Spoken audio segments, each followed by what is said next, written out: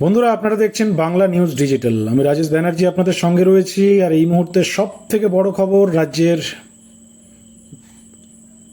বিগত 15 বছরের যে জঙ্গল রাজ একটা পলিটিক্যাল পার্টি চালিয়েছে পশ্চিমবাংলায়, সেই জঙ্গল রাজ গতকাল বাংলার মানুষ শেষ করে দিয়েছে। আজকে কাউকে খুঁজে পাওয়া যাচ্ছে না, অভিষেক বন্দ্যোপাধ্যায়কে খুঁজে পাচ্ছে না। মিডিয়া মানে সমস্ত জায়গায় তাকে খোঁজার চেষ্টা করছে, তার স্টেটমেন্ট নেওয়ার চেষ্টা করছে। তার ওই 4 তারিখের যে ভাষণ, যেখানে তিনি বুক চিতিয়ে বলেছিলেন 4 তারিখের পর ডিজে বাজবে, অমিত শাহকে বলেছিলেন দেশের স্বরাষ্ট্রমন্ত্রী যে বাপের বেটা হলে 12টার পরে থাকবেন 4 তারিখে। কিন্তু বর্তমান সময়ের যে আপডেট বন্ধুরা, অভিষেক বন্দ্যোপাধ্যায় তাকে খুঁজে পাওয়া যাচ্ছে না। এবং তার একটা স্টেটমেন্ট ভাইরাল হয়েছে, ওই 4 তারিখে ডিজে বাজার যে বক্তব্যটা, সারা রাজ্য জুড়ে এখন এই মুহূর্তে সোশ্যাল মিডিয়ায় ভাইরাল। সবাই ট্রোল করছে, যাচ্ছে তাই গালাগাল করছে যে কি হলো 4 তারিখে ডিজে বাজার বিষয়ে। আপনাদের জানিয়ে রাখি, আজ মমতা বন্দ্যোপাধ্যায়, অভিষেক বন্দ্যোপাধ্যায়,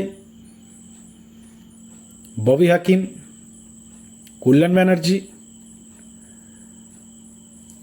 একটা প্রেস কনফারেন্স করেছে কালীঘাটের বাড়িতে। দেখেছেন হয়তো আপনারা, আপনাদের দেখাবো আমরা সেটাও।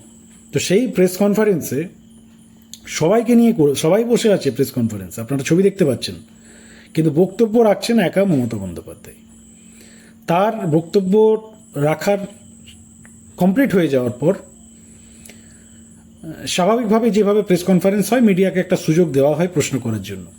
তো সেখানে সাংবাদিক বন্ধুরা অভিষেক বন্দ্যোপাধ্যায়কে ওই বিষয় নিয়ে কাউন্টার প্রশ্ন করেন যে আপনি তো 4 তারিখের ডিজে বাজার বিষয়ে বলেছিলেন। মমতা বন্দ্যোপাধ্যায় তেড়ে ওঠেন যে প্রেস কনফারেন্সটা আমি করছি, অভিষেক করেনি। অভিষেক বন্দ্যোপাধ্যায়ের মুখে বন্ধুরা কোনো আওয়াজ নেই। দেখুন সেই ভিডিওটাকে। কেন, কিসের জন্য? আমরা তো হারিনি যে যাব। হারলে আমি যদি শপথ নিতে যেতাম তাহলে আমি রেজিগনেশনটা করতাম। এখন তো কোয়েশ্চেন ডাজন্ট অ্যারাইজ। জোর করে দখল করে যদি কেউ মনে করে যে আমি কি রেজিগনেশন দিতে হবে, no, not that. Now also I want to say that we didn't lose the election.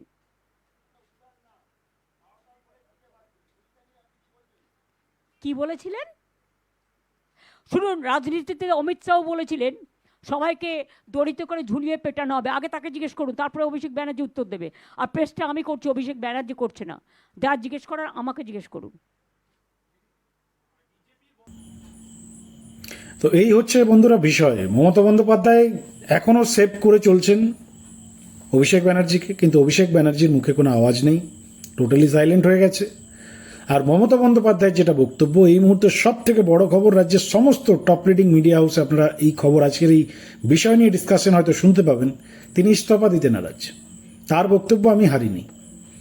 সে ছোট বাচ্চারা অনেক সময় দেখেছেন, ছোট বাচ্চারা যখন খেলাধুলো করে, তারা অনেক সময় এই ধরনের স্টেটমেন্ট আমরা তাদের কাছ থেকে এই কথাগুলো শুনি যে না, আমি হারিনি, আমাকে হারানো হয়েছে।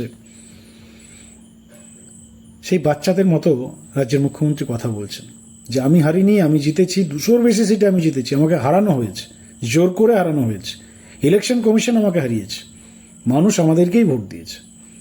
আর আপনারা তো জানেন মুখ্যমন্ত্রী যে পরিমাণ মিথ্যে কথা বলেন, এবং তার মিথ্যে কথা বারবার এক্সপোজ হয়েছে, বারবার তার মিথ্যে কথা প্রমাণিত হয়েছে যে তিনি ভুল বলেছেন, মিথ্যা বলেছেন।